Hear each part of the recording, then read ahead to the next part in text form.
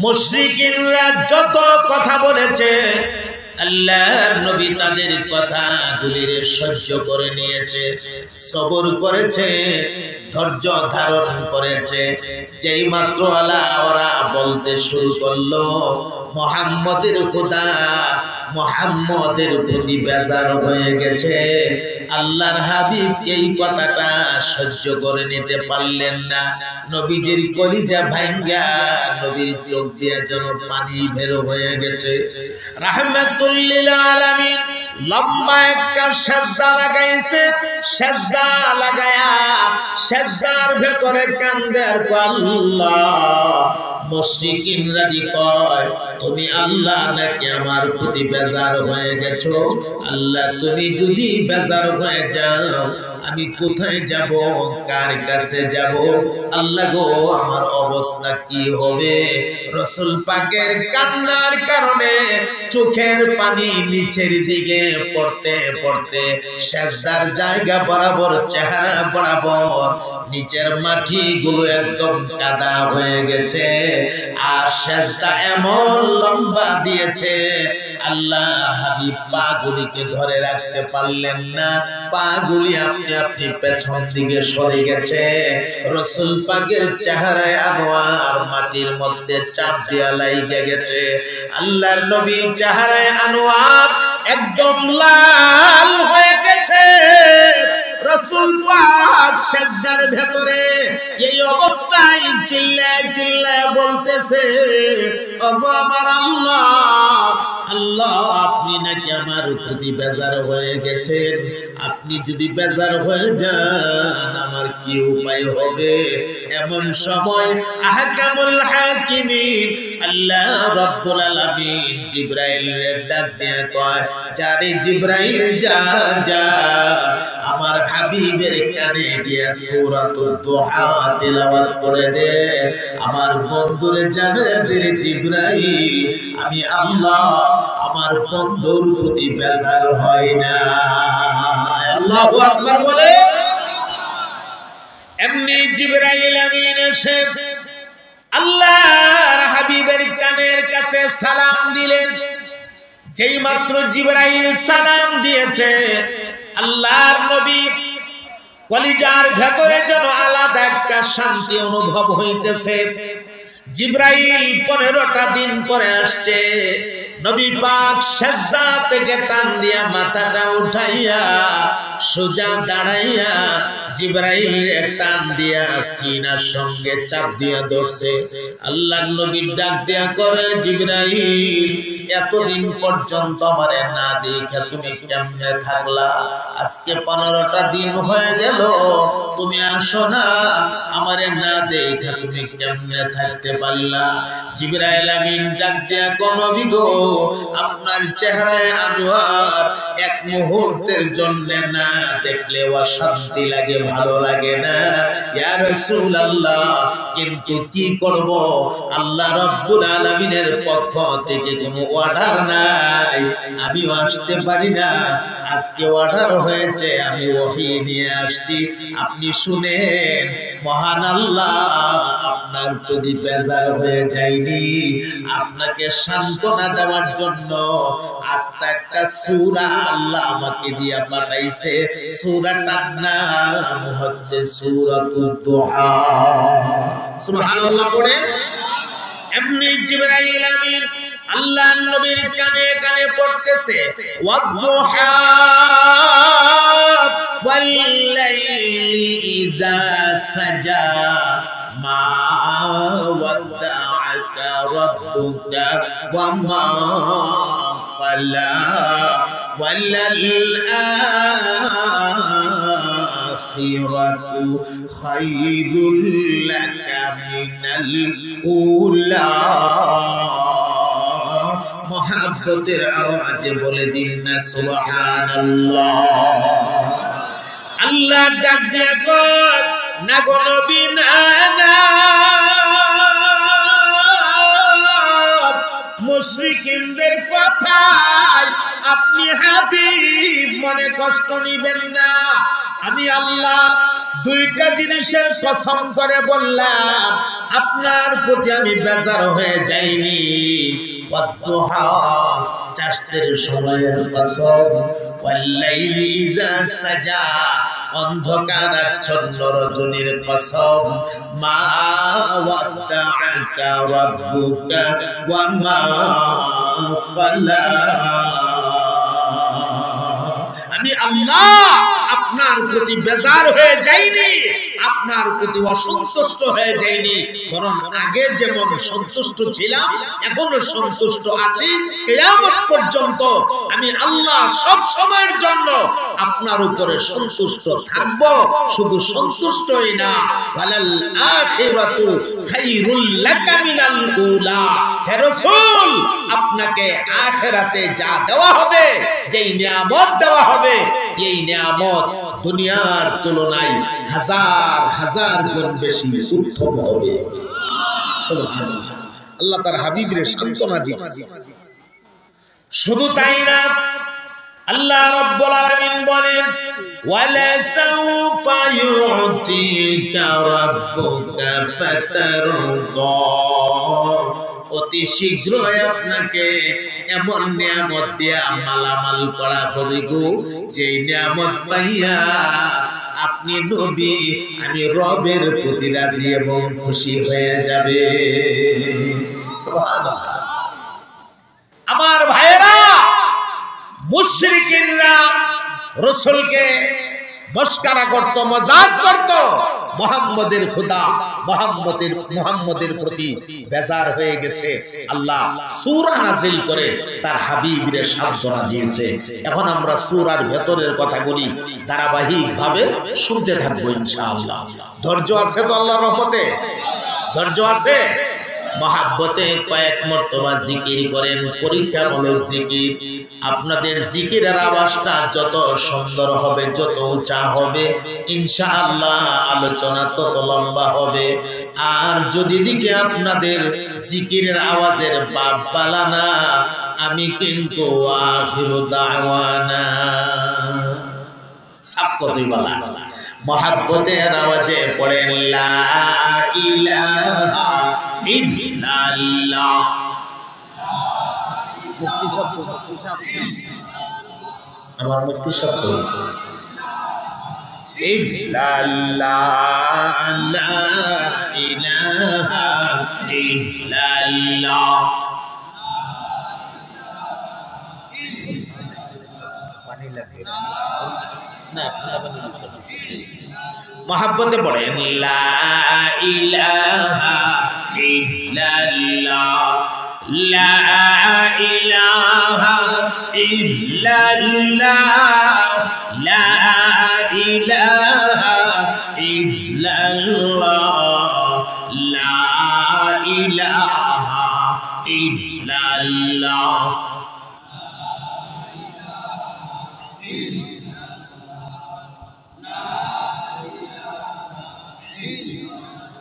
तेरे सेवा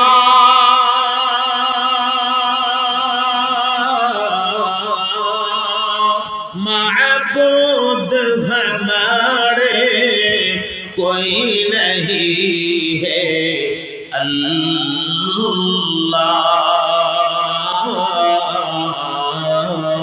तू ही हमारे महबूद हकीकी इलाह, ला इलाहा इल्लल्लाह। माशाअल्लाह, मोहब्बत पढ़ो ला इलाहा इल्लल्लाह।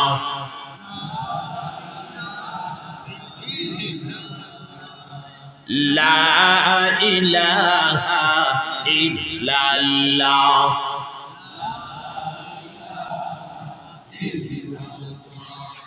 ला इलाहा इल्लल्लाह, ला इलाहा इल्लल्लाह, ला इलाहा इल्लल्लाह।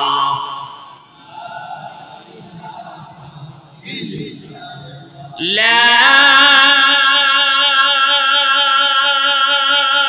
इलाहा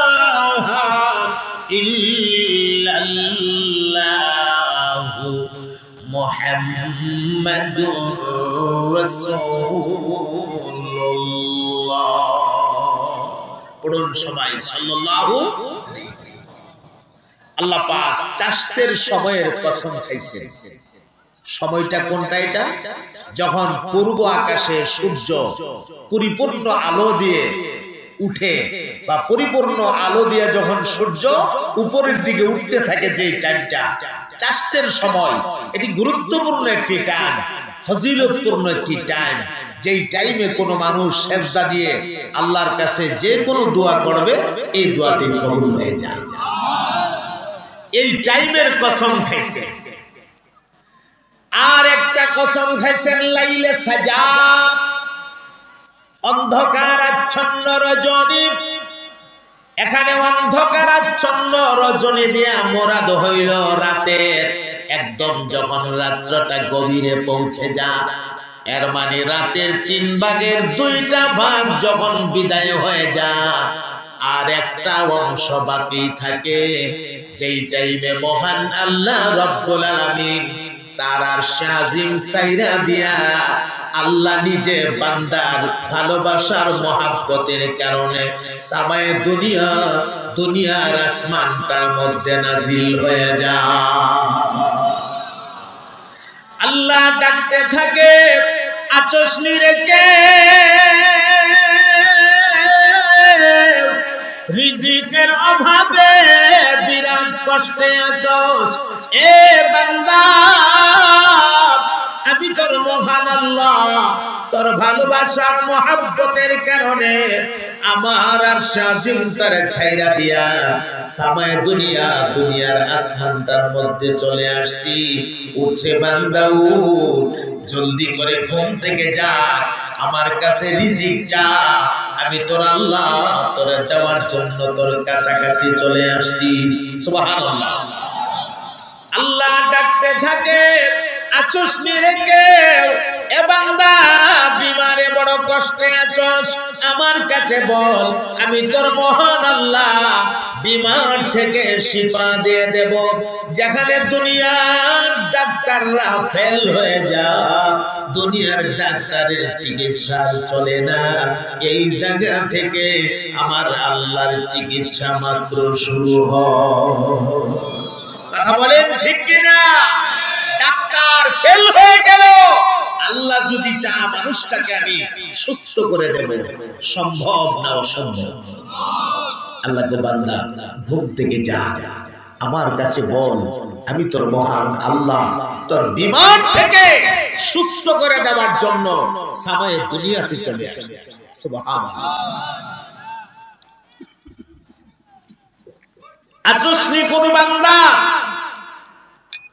গুনাহ করতে করতে একেবারে জর্জরিত হয়ে গেছো, বান্দা তোর সামনে গুনাহ, তোর পেছনে গুনাহ, তোর ডাইনে গুনাহ, তোর বামে গুনাহ, আমি আল্লাহর কাছে বল, আমি তোর মহান আল্লাহ তোর গুনাহ ক্ষমা করে দেওয়ার জন্য আরশ ছাইরা দিয়া সামায়ে দুনিয়াতে চলে আসছে। সুবহানাল্লাহ। কিন্তু আফসোস, এ কথা সত্য, যেই টাইমে আল্লাহ আমাদেরকে ডাকে ঘুম থেকে উঠে বান্দা তোর জরুরতগুলো আমার কাছে বল, এই টাইমটার মধ্যেই বেশিরভাগ মানুষ আমরা ঘুমের ঘরে বিঘুম থাকি। কথা কয় না, ঠিক কিনা? ঘুমারও চাপে লেপ খাতা কম্বল আরো টেন্ডা লাগাই, ঘুম বেশি করে চাপে, অথচ পশু পঙ্কিরা পর্যন্ত ঘুম থেকে জায়গা যায়। এজন্য মুহতারাম হাজিরিন, আল্লাহ রাব্বুল আলামিন দুইটা জিনিসের দুইটা টাইমের কসম খাইলেন। দুটোটা টাইম বড় মাকবুল টাইম, দুটোটা সময় বড় মাকবুল সময়, দুটোটা সময় বড় আল্লাহর কাছে পছন্দের সময়। আল্লাহ ডাক দিয়া কো বান্দা, আমার কাছে বল, আমি তোদের জরুরত মিটাইয়া দেব। কিন্তু দুঃখজনক হলেও সত্য, আমাদের মানুষের মধ্যেও এমন কিছু মানুষ আছে, মুসলমান দাবিদারের মধ্যেও এমন কিছু মুসলমান আছে আল্লাহর কাছে না চায়া গায়রুল্লাহর কাছে মাজারে বাজারে দরগাহে গিয়া গিয়া চা, এমন কিছু মুসলমান আছে না? আরো জোরে বলেন আছে না নাই? আমি জানতে চাই, মাজারের বাবা আপনার প্রয়োজন মিটায় দেওয়ার ক্ষমতা আছে কি? আরো জোরে বলেন আছে? আরে বেচারা নিজেই তো এখন বিপদে, কোন হালতে আছে আল্লাহ ভালো জানে, ঠিক কি না? আর তুমি গিয়া কো বাবা আমার একটা সন্তান দাও, তোমার বাবা তোমারে কইতে সন্তান দিত? আসেনি। আমরা চাইবো কার কাছে? বলেন, সন্তান চাইবো কার কাছে? আমরা রিজিক চাইবো কার কাছে? আমরা হায়াত চাইবো কার কাছে? আমরা মৌতের জন্য প্রস্তুত থাকবো, আমাদের মৌত দেবেন কে? কোন সন্দেহ আছে? আমাদের চেয়ারম্যান সাহেব শুরুতেই বলছেন ব্যস্ততা আছে, ব্যস্ততার কারণে উনি শেষ পর্যন্ত বসতে পারবেন না, উনি একটু বিদায় নিতেছেন। আমরা ওনার সুস্বাস্থ্য কামনা করছি, আল্লাহ পাক ওনাকে সুস্থ রাখেন, আমিন বলেন, মহাব্বতে বলেন আমিন। সম্মানিত হাজিরিন, খুব মনোযোগ দেন, আমিও খুব বেশি একটা লম্বা করব না, আপনাদের খুব লম্বা সময় নষ্ট করব না, আমার একটা টার্গেট আছে, হ্যাঁ, এই পর্যন্ত গিয়ে আমি ইনশাআল্লাহ কথা শেষ দেব, কারণ ফজরের নামাজ আমাদের সামনে আছে। আমরা যদি আস্তা রাত ভর বয়ান শুনলাম আর ফজরের নামাজ পড়তে পারলাম না, এই ওয়াজের কোনো অর্থ হবে না, ঠিক কিনা? সারা জীবনের ওয়াজ যদি এক পাল্লায় রাখা হয় আর এক ওয়াক্তের এক রাকাত নামাজকে যদি অপর পাল্লায় রাখা হয়, নামাজের পাল্লাটা ভারী হয়ে যাবে, ঠিক কিনা? এটা ফরজে বাজে। কষ্ট হইতেছে আপনাদের নাকি রাত বেশি হয়ে গেছে? আল্লাহ তাআলা দুইটা টাইমের কসম খায়া তার হাবিবের সান্ত্বনা দিয়ে বলতেছেন, হে রাসূল আপনি তাদের কথাই মন খারাপ করবেন না, আমি আল্লাহ আপনাকে আখিরাতে যা দেব এটা দুনিয়ার তুলনায় হাজার হাজার গুণ বেশি উত্তম হবে। শুধু একটা মিসাল আপনাদেরকে আমি দেখাই, একটা মিসাল, বেশি না। হাসরের ময়দান যখন কায়েম হবে তখন কোন নবীর জন্য কোনো মাকাম থাকবে না, নির্ধারিত কোনো মাকাম থাকবে না, আমাদের নবী পাকের জন্য একটা মাকাম থাকবে। সুবহানাল্লাহ বলেন। আল্লাহ পাকের একটা আছে কুরসি, যেটাকে বলা হয় কুরসি, আল্লাহর যে চেয়ারটা, এই চেয়ারটার নাম কুরসি, আর আমাদের নবী পাকরে যে চেয়ারটা দান করা হবে এই চেয়ারটার নাম মাকামে মাহমুদ। সুবহানাল্লাহ পড়েন। وَمِنَ اللَّيْلِ فَتَهَجَّدْ بِهِ نَافِلَةً لَكَ عَسَىٰ أَن يَبْعَثَكَ رَبُّكَ مَقَامًا মাহমুদা। আল্লাহ আমাদের নবী পাকরে মাকামে মাহমুদ দান করবে। কোন নবীর জন্য সেদিন মাকাম নাই। আদম আলাইহিস সালাতু ওয়াস সালামের মতো নবী, মানব জাতির শিকড় বা গোড়া, উনার জন্য মাকাম নাই। পয়গম্বর ঈসা রূহুল্লাহর জন্য মাকাম নাই। মুসা কালিমুল্লাহর জন্য মাকাম নাই।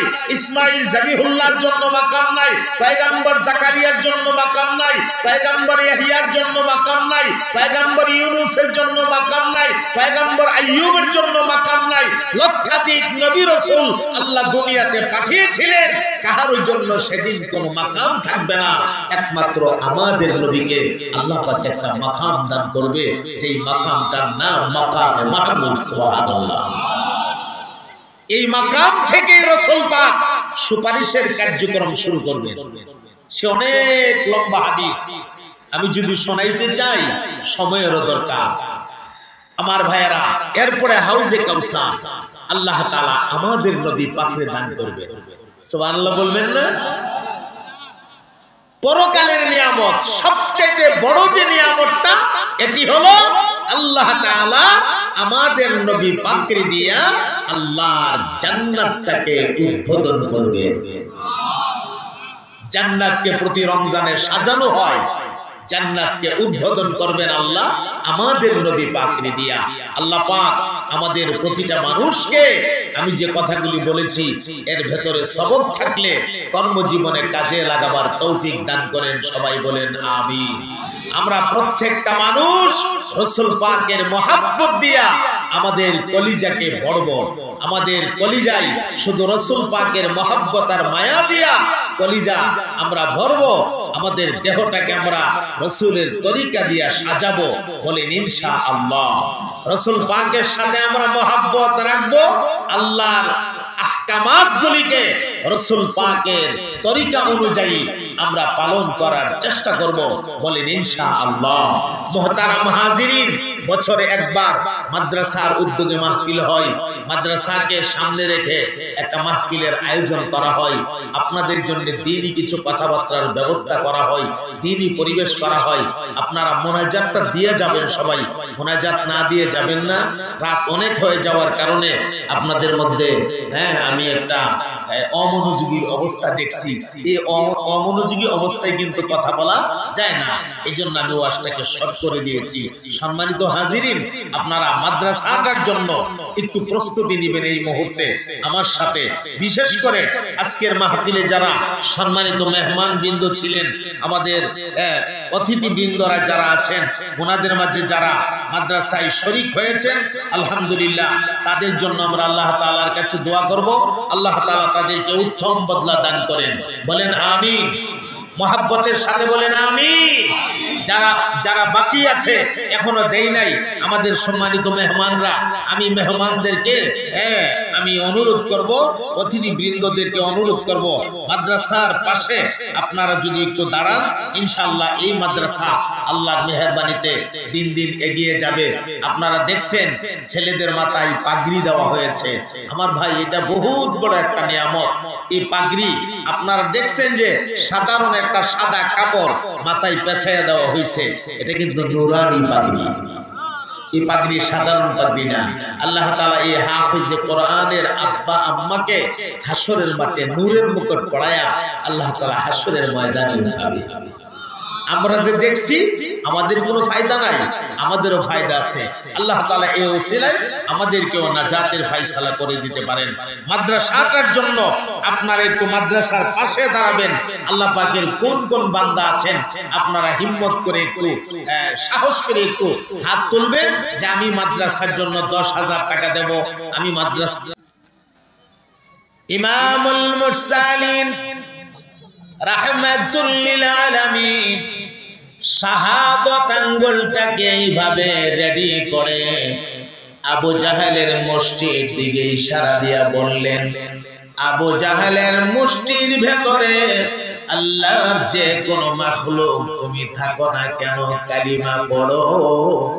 যেই মাত্র বলছে কালিমা পড়ো, সাথে সাথে আবু জাহেলের মুষ্টির ভেতর থেকে কালিমায়ে শাহাদাতের আওয়াজ বের হয়ে গেছে।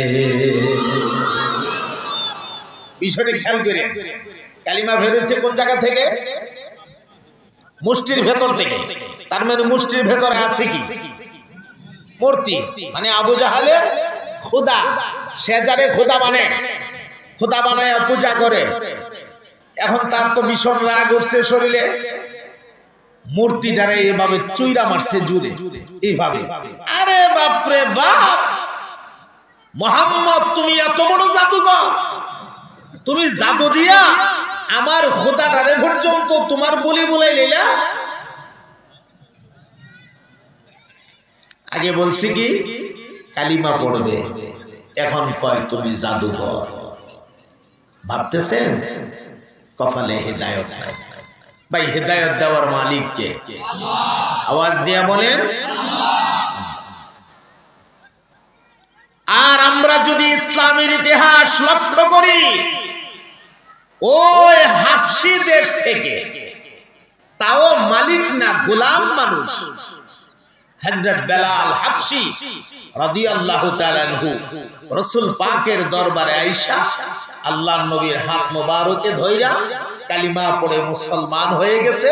শুধু মুসলমানই হইছে এমন না, হযরত বেলালের মাকাম এত উঁচা হয়ে গেছে, হযরত বেলাল আযান না দিলে আল্লাহ পাক আসমানের সূর্যকে আটকায় দিয়েছে।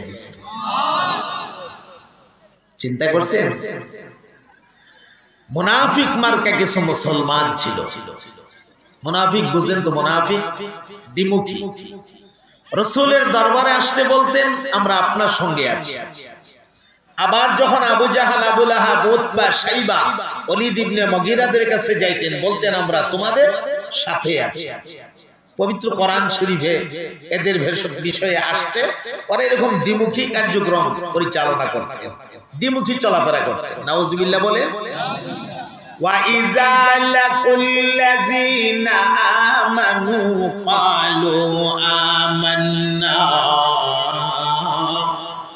وَإِذَا خَلَوْا إِلَى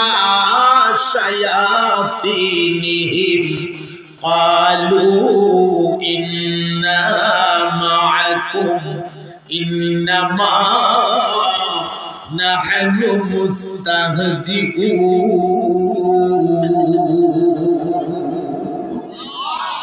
নবী পাকের দরবারে আসলে বলতেন আমান্না, আমরা ঈমান আনছি।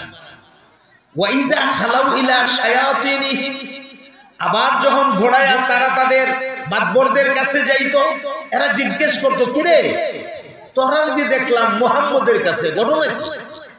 কালিমা টালিমা পড়ে লিখছস নাকি? মুহাম্মদের ধর্ম গ্রহণ করে ফেলছস নাকি? তখন তারা বলতো আরে না না, এত সোজা, ইন্না মাআকুম, আমরা তো তোমাদের সঙ্গে আছি। আমরা সাথে আসোস? বলে হ্যাঁ। তাহলে মুহাম্মদের কাছে গেলে কেন? ইন্নামা নাহনু মুস্তাহজিউন, মুহাম্মদ এবং তার সাথীদের সাথে একটু ঠাট্টা করবার লেগে গেছে। নাউজুবিল্লাহ বলবেন না?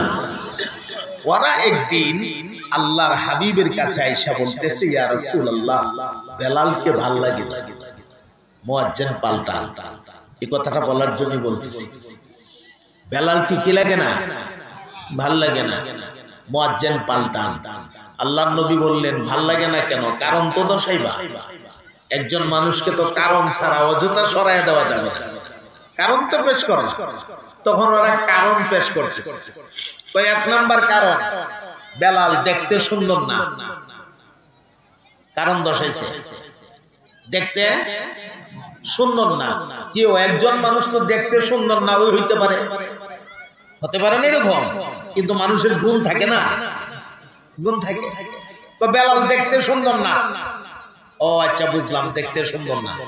আর কোন কারণ? আরেকটা কারণ আছে। তো সেই কারণটা কি? জিহ্বার আগা বাড়ি, কথা স্পষ্ট হয় না, মুয়াজ্জিন পরিবর্তন করেন।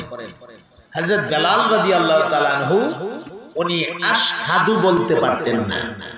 আযানের ভেতরে যে আছে আশহাদু, উনি আশহাদু বলতে পারতেন না, উনি বলতেন আসহাদু।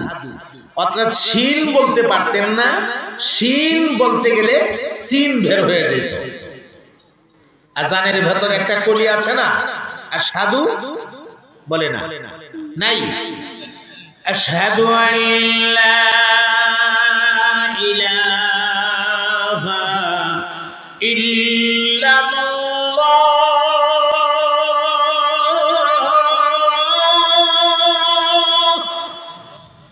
আশহাদু আন্না মুহাম্মাদার রাসূলুল্লাহ।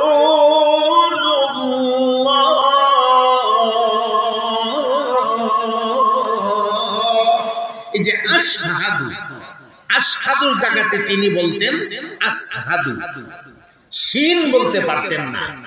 ওরা কয় মুয়াজ্জিন পাল্টান, বলে কেন? উনি শিন কইতে পারে না, সিন কয়। তো এক বেচারার জিহ্বার আগা বাড়ি থাকলে কথা স্পষ্ট না হওয়াটা স্বাভাবিক, এমনটা হতেই তো পারে।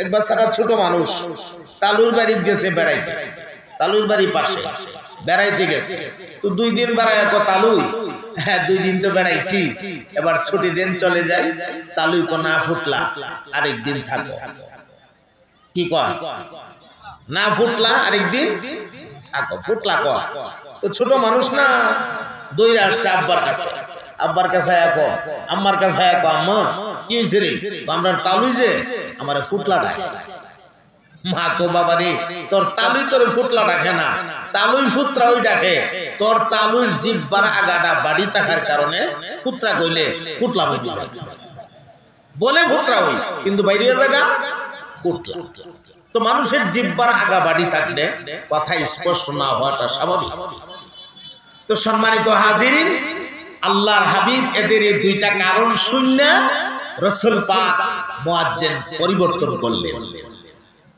ওই দিনে ফজরের আযান দেওয়ার জন্য হযরত আব্দুল্লাহ ইবনে উম্মে মাকতুম রাদিয়াল্লাহু তাআলা আনহুকে মোতায়েন করলেন হযরত আব্দুল্লাহ ইবনে উম্মে মাকতুম রাদিয়াল্লাহু তাআলা আনহু নির্ধারিত টাইমে মসজিদের মিনারে ফজরের আযান দিয়েছে আযান দিলে কি হবে রে ভাই আযানের পর ঘন্টার পর ঘন্টা চলে যাইতেছে সুবহে সাদেক হয় না ফজরের নামাজের সময় হয় না আর পূর্ব আকাশে সূর্য দেখা যায় এখন তো বিরাট পেরেশানি যারা বলছিল আয়েশা মুয়াজ্জিন ফালতানোর জন্য এরা তো বিশাল পেরেশানি এরা একজন আরেকজন আমরা কি করলাম কাজটা মনে হয় ভালো করি নাই সম্ভবত কোনো বিপদ ডেকে আনছি আর হক্কানি মুসলমান যারা তারা তো সবাই সেজদায় সাহাবায়ে কেরাম আজমাইন সেজদায় কি হয়ে গেল স্বয়ং আল্লাহর নবী সেজদায় সুবহানাল্লাহ আহকামুল হাকিমিন আল্লাহ রাব্বুল আলামিন জিবরাইল কে ডাক দিলেন যা রে জিবরাইল যা যা জলদি জলদি সংবাদ নিয়ে যা আমার হাবিবের কানে গিয়া সংবাদটা পৌঁছায় দাও আমার বন্ধুর সাহাবী বেলাল দেখতে যদিও সুন্দর না চেহারার গঠন যদিও ভালো না জিহ্বার আগা বাড়ি কথা স্পষ্ট হয় না কিন্তু বেলাল যখন আল্লাহু আকবারের ধ্বনি দিয়া ডাক মারতো গো 7টা আসমান পাড়ি দিয়া বেলালের আযানের ধ্বনি আমি আল্লাহর আরশে আজিমের মধ্যে পৌঁছে যাইতো এই জিবরাইল আমার হাবিবরে জানায়া দাও আজকের ফজরের আযান আমার আরশে আসে নাই আমি আল্লাহ সূর্যটার অনুমতি দেই যাও জিবরাইল আলাইহিস সালাতু ওয়াস সালাম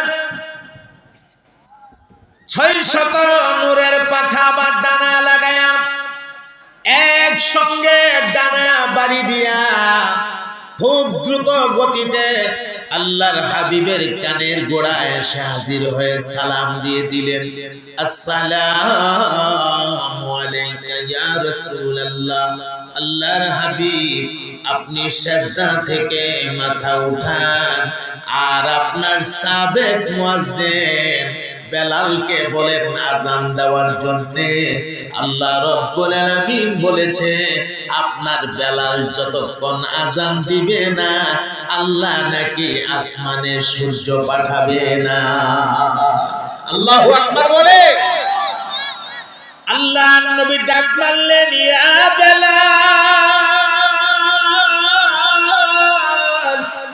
হযরত বেলাল এক কোণা থেকে জবাব দিয়েছে লাব্বাইক ইয়া রাসূলুল্লাহ আল্লাহর হাবিব বলেন লাব্বাইক বলে দাঁড়ায় থাকলে হবে না জলদি জলদি তুমি আযান দাও তুমি আযান না দিলে আল্লাহ রাব্বুল আলামিন আসমানে সূর্য পাঠাবে না এমনি হযরত বেলাল সাথে সাথে আযান শুরু করে দিয়েছে হযরত বেলাল আল্লাহু আকবার বলার সঙ্গে সঙ্গে তাকে দেখে সূর্য একদম মাথার উপরে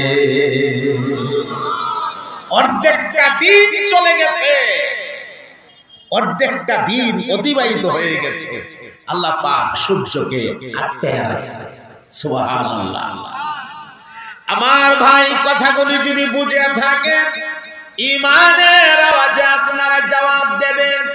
একজন ইমানদার কালিমাওয়ালার দাম আল্লাহর কাছে আছে না নাই? আরো জোরে কোন আছে না নাই? এই পৃথিবীতে কারো জন্য সূর্য আটকায় রাখা হয়েছে এমন ইতিহাস নাই। একজন ইমানদারের জন্য আল্লাহ রাব্বুল আলামিন আসমানের সূর্য আটকায়া দিছে। তাহলে ঈমান একটি নিয়ামত, ঈমান একটি মহা দৌলত। এই দৌলত আল্লাহ যাকে খুশি তাকে দয়া করে দান করে। এখন জবাব দেন মুসলমান, ইমানদার হতে পারায় আপনারা খুশি না বেজার? আল্লাহ দয়া করে আমাদেরকে ইমানদার করেছে।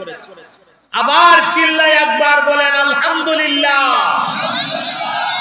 আমার সম্মানিত ভাইয়েরা, এখনই আমি আমার মূল ওয়াজটা শুরু করতে যাচ্ছি।